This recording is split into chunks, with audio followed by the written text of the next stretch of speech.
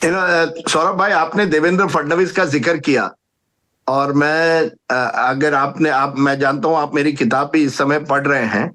लेकिन उस किताब में मैंने वो तो 2019 में जो हुआ उसके बारे में काफी कुछ लिखा है। और जी। वो मुझे लगता है एक टर्निंग पॉइंट है, क्योंकि उस चुनाव में देवेंद्र फडणवीस के चेहरे में बीजेपी और शिवसेना आगे निकल गई थी। देवेंद्र फडणवीस ने बार बार कहा, मी पुन्हा येणार, मैं फिर से आऊंगा। जब वो चुनाव होता है और वो वापस नहीं आते और उद्धव ठाकरे वहां शरद पवार के साथ चले जाते हैं, तब एक कड़वाहट आ गई है महाराष्ट्र के राजनीति में। और तब जिस तरह से उस कड़वाहट की वजह से वो अभी तक इस चुनाव में उसका परिणाम नजर आ रहा है। एक पर्सनल बैटल हो गई है कि उद्धव ठाकरे को लगता है राजीव जी, कि आपने मेंशन किया तो मुझे लग रहा है कि ये महाराष्ट्र में दो धोखों की कहानी है। उद्धव ठाकरे बिल्कुल कह रहे हैं अमित शाह ने हमसे कहा 50-50 पावर शेयरिंग होगी, हमारे साथ धोखा हुआ है। और जी, देवेंद्र फडणवीस कह रहे हैं कि शरद पवार ने हमसे कहा अजित और प्रफुल्ल के साथ बैठ के तय कर लीजिए, पालक मंत्री तक तय हो गए। और फिर उन्होंने कहा थोड़ा काडर को तैयार कर लें, राष्ट्रपति शासन लगवा लीजिए, और उनके साथ धोखा हुआ है। नहीं बिल्कुल। और ये जो सेकंड स्टोरी है, मैंने उसके बारे में किताब में लिखा है, जो मुझे लगता है बहुत ही इंटरेस्टिंग है। कि आप सोचिए, देवेंद्र फडणवीस के मन में है कि शरद पवार बिल्कुल तैयार हो गए थे, पालक मंत्री यहां तक तैयार हो गए, किसको कौन सा गार्डियन मिनिस्टर कौन किसको बनाएंगे। और पवार जी उनको कहते हैं कि राष्ट्रपति शासन लगा दो ताकि जनता को तैयार कर दो। एक तरह से ये नए अलायंस एनसीपी बीजेपी अलायंस को एक तरह से किस तरह से आगे किया जाए। मिल जाए, एक वजह मिल जाए कि देखिए साहब, एक बिल्कुल स्टेटमेंट हो गया था, इसलिए हमने जनता के हित को ध्यान में रखते हुए किया। हालांकि दर्शक याद रखें 2017 में भी ये लगभग तय हो गया था कि भाजपा और एनसीपी साथ आने वाले हैं। खुद आशीष शेलार ने लल्लन टॉप के इंटरव्यू में इसकी तस्दीक की, राजदीप ने भी अपनी किताब में जिक्र किया है। नहीं। और ये केवल तब नहीं, 2022 में भी ये कहा जाता है कि एकनाथ शिंदे के आने के पहले तब भी बात हुई थी कि हम एनसीपी के साथ कुछ करें। यानी करीब 3 या 4 बार, 2014 में भी जब पहली बार देवेंद्र फडणवीस मुख्यमंत्री बने तब एनसीपी ने उनको समर्थन दिया था शुरुआत में बाहर से। तो 3-4 ऐसे, तो देवेंद्र फडणवीस को लगता है कि शरद पवार ने उनको एक तरह से दगा दिया है। उद्धव ठाकरे को लगता है अमित शाह ने एक तरह से उनको दगा दिया, जो 50-50 फॉर्मूला था।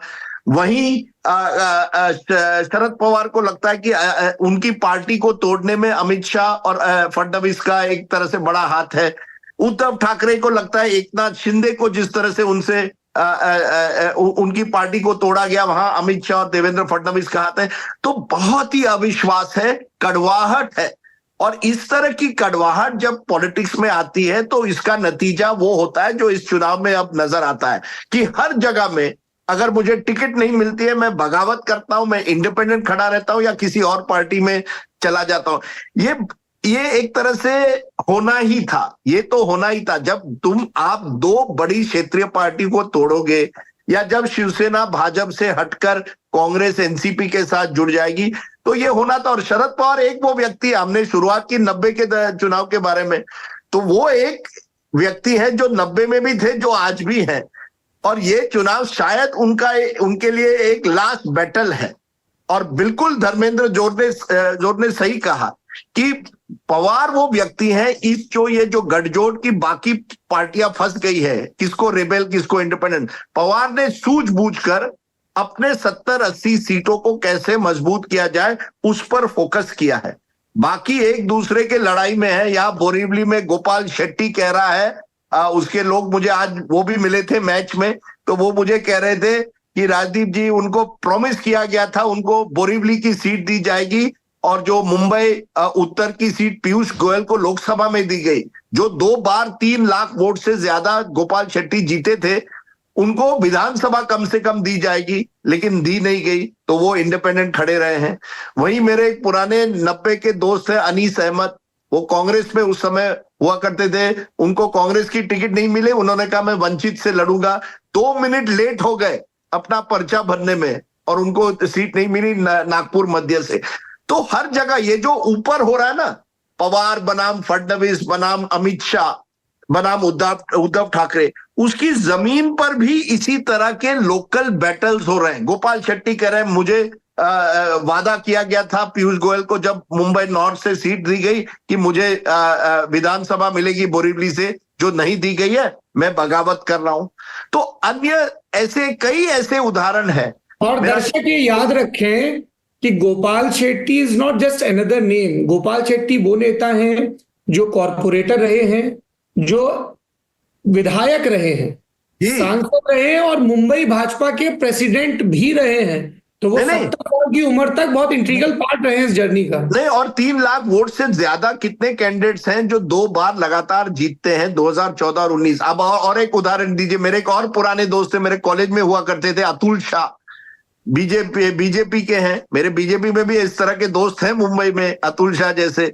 अब अतुल शाह चाहते थे मुंबा देवी की सीट, वो लास्ट मिनट पर वो शिंदे सेना को दी जाती है, और शाइना एनसी जो बीजेपी की स्पोक्स पर्सन है, लास्ट मिनट को जिसको वर्ली की सीट नहीं दी जाती, जो मिलिंद देवरा को दी जाती है, उसे मुंबा देवी की सीट दी जाती है। लेकिन उनको कहा जाता है कि आपको बीजेपी से अब शिंदे सेना में आना पड़ेगा। अब आप सोचिए। राजदीप जी, मुझे पता नहीं आपने अपने सूत्रों से चेक किया कि नहीं, पर मुंबई भाजपा के मेरे सूत्र कहते हैं कि इसमें बीजेपी के पुश से ज्यादा साइना एनसी की अपने एफर्ट्स थे। नहीं, पर शाइना ने किसी उनको लड़ना था, उनको लड़ना था साइना एनसी सीट से।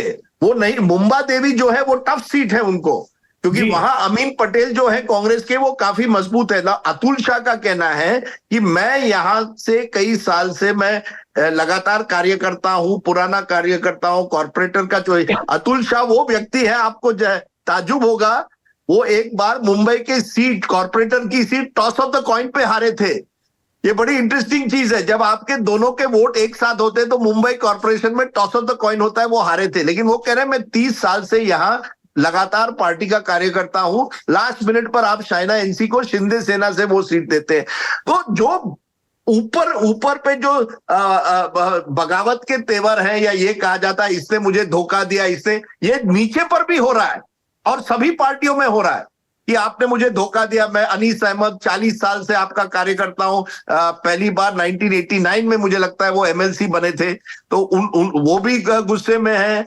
यहाँ अतुल शाह जैसे व्यक्ति गुस्से में है, गोपाल शेट्टी हैं, अजीत पवार के कई पुराने जो कार्यकर्ता है वो कह रहे हैं देखिए हमने जो सीट कई सालों से जहां हम काम कर रहे हैं वो सीट किसी और पार्टी को जाती है। तो महाराष्ट्र इज कंप्लीट, वो तितर बितर हो गया है ये राज्य, जहां हर तरफ आपको बगावत के सुर नजर आएंगे।